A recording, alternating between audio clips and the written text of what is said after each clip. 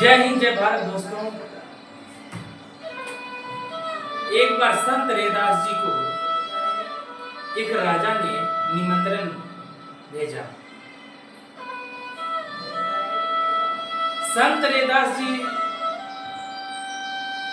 ईश्वर भक्ति पर भरोसा करते थे, पहनावे और ओढ़ावे पर कभी भरोसा नहीं करते थे। फटा और सुथन्ना कपड़ा पहन के रैदास जी राजमहल पहुंच गए। पहरेदार कुछ सिपाहियों ने संत रैदास जी को वहां से भगा दिया और उन्होंने कहा, कौन पागल भिखारी यहां आ गया है। संत रैदास जी को कहा गया, फटे पुराने कपड़े पहनने वाले भिखारियों के लिए जगह नहीं है। ये अच्छे अच्छे कपड़े पहनकर जो आते हैं उनके लिए ये जगह है, तुम लोग के लिए जगह नहीं है। संत रैदास जी को बहुत ही बुरा लगा कि राजा ने मुझे निमंत्रण दिया और राजा को खुद अगुवाई करना था मेरा, राजा तो आए नहीं। दूसरे दिन फिर बहुत बड़ा भंडारा था। संत रैदास जी नए कपड़े पहन गए, फिर राजमहल में प्रवेश करते हैं। वही सिपाही, वही सैनिक, वही पहरेदार नए कपड़े को देखकर आश्चर्यचकित हो जाते हैं और समझ बैठते हैं कोई बहुत बड़े संत होंगे। बहुत ही स्वागत के साथ संत रैदास जी को राजमहल तक ले जाते हैं। राजा तन मन धन से स्वागत करते हैं।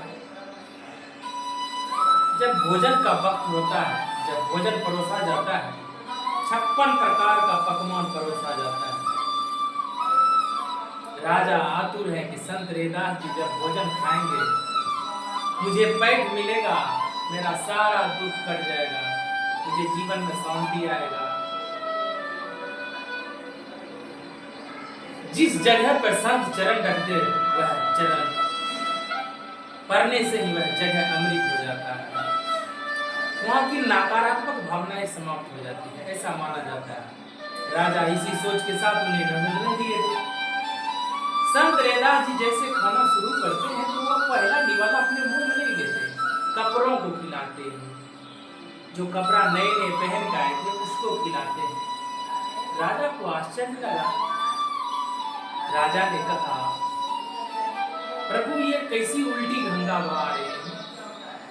56 प्रकार का बहुत ही मेहनत से मैंने पकवान बनाया है, हमारे संत रैदास जी भोजन करेंगे, भोजन से तृप्त होंगे, मुझे आशीर्वाद देंगे, आप ये भोजन कपड़ों को खिला रहे हैं। संत रैदास जी ने कहा, मैं पहले दिन भी तुम्हारे दरवाजा में आया था, तुम्हारे दरवाजा पर से मुझे रिटर्न कर दिया गया था, घुमा दिया गया था। फटे पुराने कपड़े पहन के आए थे, आज नए कपड़े पहन के आए थे, आज मुझे एंट्री मिला, आज पास मिला है। तो मेरी क्या महानता है, कपड़े की महानता है। तो कपड़े को भोजन ना करो तो किसको भोजन कराओ। इसी कपड़े, नए कपड़े के वजह से मुझे आपके पास आने का मौका मिला, मुझे भोजन का सौभाग्य हुआ। आपके पहरेदार तो मुझे जानते नहीं है, आपके पहरेदार केवल कपड़े को जानते हैं, क्योंकि आपने नियम बनाया था हर कोई नए जो कपड़े में दिखे वो हमारे अपने आदमी हैं। जो फटेहाल पुराने सुथन्ना कपड़े में नजर आएंगे वो हमारे आदमी, वो भिखारी हो सकते हैं। तो भिखारी को मना है इस राज दरबार में आने पर, रोक है। राजा को बहुत शर्म, राजा लज्जित हो गए और संत रैदास जी के चरण पर गिर गए। संत रैदास जी ने कहा, राजा उस दिन को याद करो तब जिंदगी में तुम गरीबी से भटक रहे थे, तुम्हारे शरीर में पीड़ा ही पीड़ा था, दर्द ही दर्द था, तुम्हारा परिवार उजड़ गया, तुम्हारा खानदान उजड़ गया, कोई नहीं था तुम्हारे खानदान में। संतों का आशीर्वाद, संतों का चरण ने तुम्हारे तकदीर को बदल दिया और आज तुम्हें अपने कपड़े पर घमंड हो। आज तुम्हारे भोजन पे घमंड हो गया, आज आलिशान बंगले पर घमंड हो गया। राजन, जिंदगी में हमेशा याद रखो, घमंड अहंकार ईश्वर का भोजन होता है। राजा को रंग और रंग को राजा बनाने वाले यदि किसी को शक्ति जो है परमेश्वर, इसलिए उनसे डरो। जीवन में कभी भी किसी का हित नहीं करो, जहां तक हो सके भलाई करो। जिंदगी का सार यही है, सच्चाई यही है।